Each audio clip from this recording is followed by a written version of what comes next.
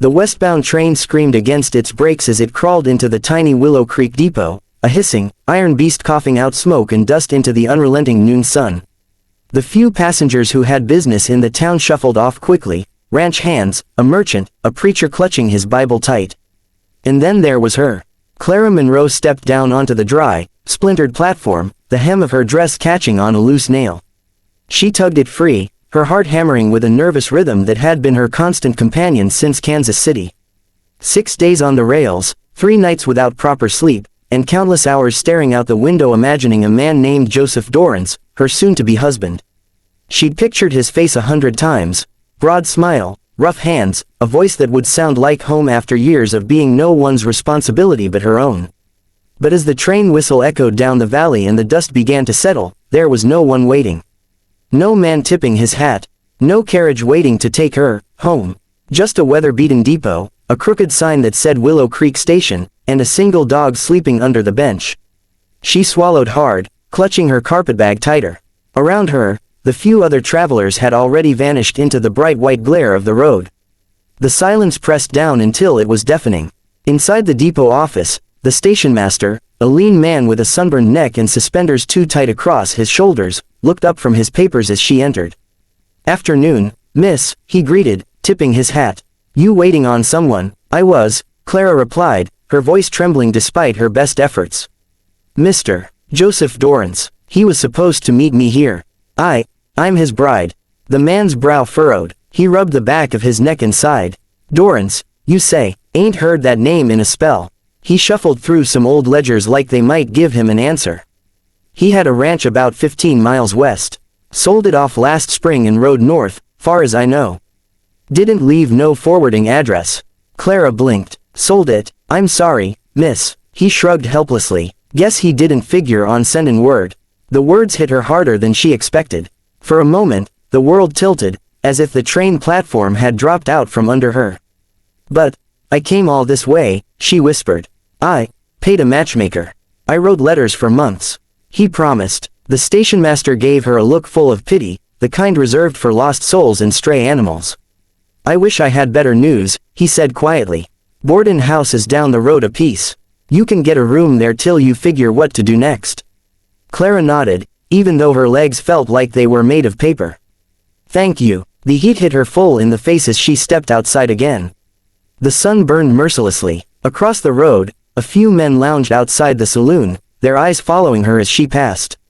A horse snorted. Her hands trembled around the handle of her bag, but she kept walking, refusing to let them see her cry. She made it as far as the water trough before the dizziness hit. The air wavered, sweat rolled down her neck. She leaned against the post, trying to steady herself. That's when she heard a voice. "You looking for someone, ma'am?" She turned. A tall man leaned against the hitching rail, broad-shouldered, dusty from the trail, his hat casting a deep shadow over his eyes. His shirt was worn, sleeves rolled to his elbows, revealing forearms corded with muscle and dirt. But his voice was calm, not unkind. "I was," she said softly. "But it seems he's gone." The stranger studied her for a moment. "You came by train?" "Yes." He nodded slowly, glancing down at her carpetbag and the tired shoes that had seen better days. "You've been on the road a while." "6 days, she admitted. "You eaten?" Her silence was answer enough. He pushed off the rail and stepped closer, holding out a canteen. "Name's Eli Boone. I was just fixin' to head out of town, but seems to me a lady shouldn't be left to roast in the sun." She hesitated only a moment before taking the canteen. The water was warm, metallic, but it steadied her. "Thank you, Mr. Boone." He nodded. "You got a place to stay?" The station master said there's a boarding house a few miles east. "Few miles?" His brow furrowed. "You plan on walking that in this heat?" "I don't have much choice," she said quietly. Eli looked at her for a long moment, then turned toward his horse, a chestnut mare with a streaked blaze down her nose. He untied her reins, adjusted the saddle, and gave a small sigh. "Tell you what," he said finally. "If you'll allow it, I'll walk you there myself."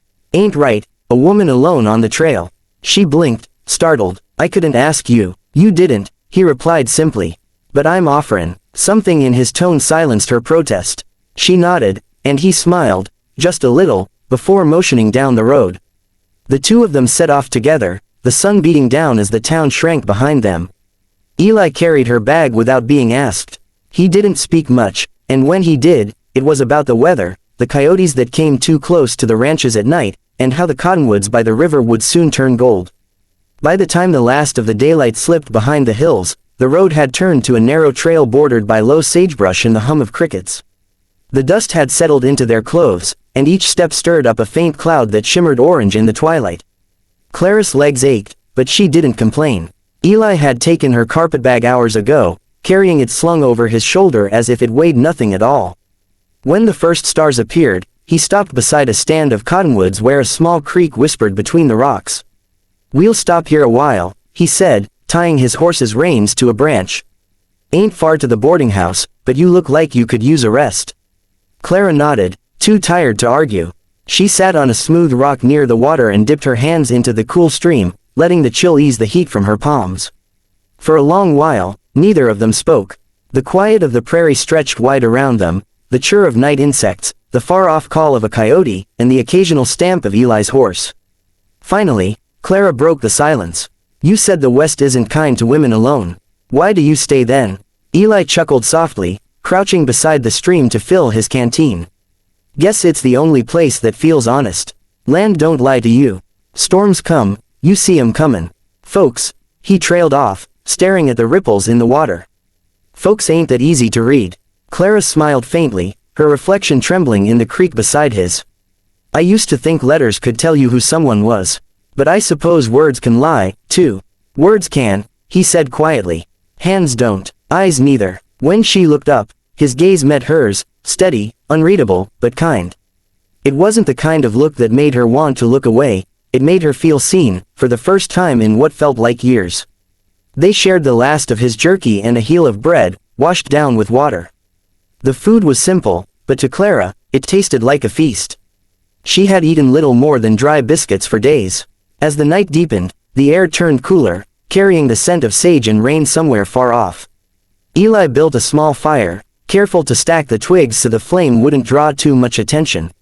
The light flickered across his face, carving his jaw into bronze lines and catching the glint of his eyes. He unrolled his bedroll near the fire but didn't lie down. Instead, he sat cross-legged, whittling a small piece of wood with a pocketknife. "You married before?" she asked softly, unsure why the question left her lips. He shook his head. "No, came close once, but life on the range don't lend itself to promises." He paused, the knife catching a spark of firelight. "You?" Clara hesitated. "Almost, but he wanted a dowry I didn't have. Guess that made me less desirable." Eli gave a low hum, neither pitying nor judgmental. "Some men don't know worth when they see it." That silenced her. For a long moment, they listened to the fire crackle. When the moon rose higher, silvering the trees, Eli stood and walked a few steps toward the edge of the trail. "We can make the boarding house by mid-morning. It's run by an old couple, decent folks. You'll be safe there." "And you?" she asked. He looked back at her, smiling faintly. "Got a herd to tend north of the river. Life don't stop for me none." Something in his tone made her chest tighten. "You've been very kind, Mr. Boone." He waved off the words. "Ain't kindness, Miss Monroe. Just decency." But she could see in the way he avoided her eyes that it was more than that. He wasn't a man used to company, his words were too careful, his silences too full. Later, as she lay near the fire wrapped in his spare blanket, Clara stared at the stars through the cottonwood branches. Every now and then she could hear Eli shift or cough quietly, keeping watch though he didn't say so. For the first time since leaving home, she felt safe enough to let her eyes close. When dawn broke, the sky was painted in streaks of pink and gold. The prairie shimmered with dew, and the fire had gone cold. Eli was already up, saddling his horse, his movements quiet and deliberate. Clara rose, smoothing her wrinkled dress, and tried to ignore the ache in her feet. He handed her a biscuit from his saddlebag. "Breakfast," he said simply. "Do you always help strangers like this?" she asked, taking it. He adjusted his hat. "Not always, but you didn't strike me as someone the world should chew up." She smiled, a little sadly. "It's already had a good try." They set off again. The world was waking, hawks circling high, prairie dogs darting through the grass, the sun climbing steady and sure. Clara felt lighter, though she still didn't know what would come next. By late morning, the shape of a whitewashed building came into view through the shimmer of heat. The boarding house stood on a gentle rise, surrounded by cottonwoods in a small vegetable garden. Smoke curled from its chimney. "There it is," Eli said quietly. Clara stopped walking for a moment, staring at the small home. It wasn't much, but it looked solid, safe. A place to start over. They reached the porch, and before she could knock, the door swung open. A gray-haired woman with a broad smile stood in the doorway, wiping her hands on an apron.